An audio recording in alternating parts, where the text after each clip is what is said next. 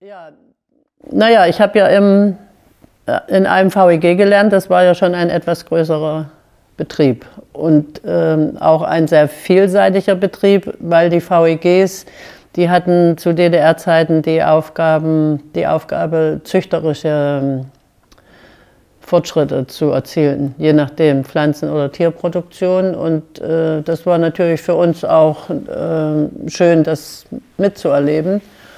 Und, aber im Dorf selber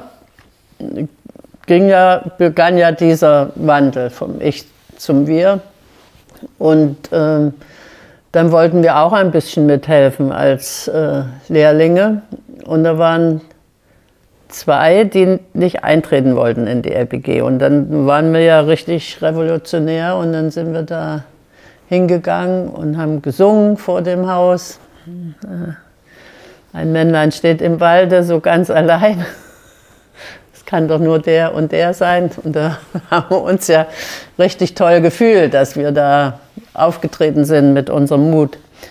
Ja, eigentlich hatten wir die Auffassung, dass größere Betriebe vorteilhafter sind als die kleinbäuerlichen Betriebe.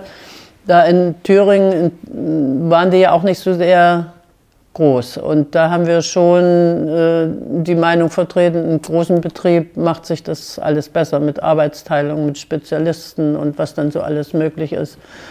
Und ja, wir haben natürlich, sage ich mal, in unserem jugendlichen Leichtsinn nicht erwogen, wie so ein Bauer zumute ist, der dann in die LPG eintritt, der sein Vieh in den LPG bringt. Und ja, es waren ja oft auch Flüchtlinge, die sich gerade wieder eine Existenz aufgebaut hatten, die dann wieder vor der Entscheidung standen, gehe ich in die LPG oder bewirtschafte ich meinen eigenen Betrieb weiter. Ne?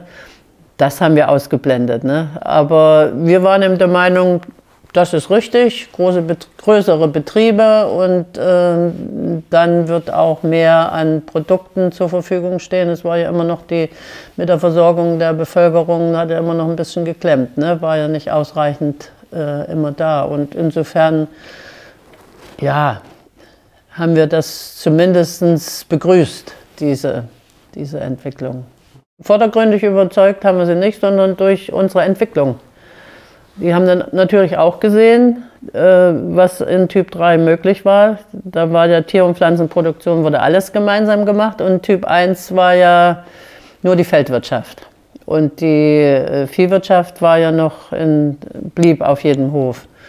Und das hat natürlich auch auf die Frauen im Besonderen, denke ich mal, auch Auswirkungen gehabt.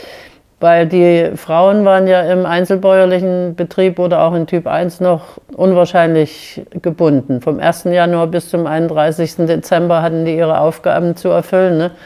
Entweder im Stall, das war meistens die Domäne der Frauen, Kinder, Kochen, Haushalt, Garten.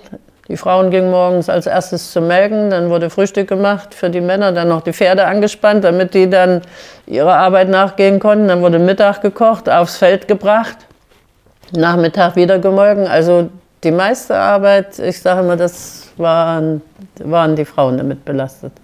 Das haben sie natürlich auch gesehen, ne? Dass in der LPG die Arbeitszeiten geregelter waren, dass es Urlaub gab, dass Ferieneinrichtungen geschaffen waren für Kinder, für Erwachsene, Urlauberaustausch.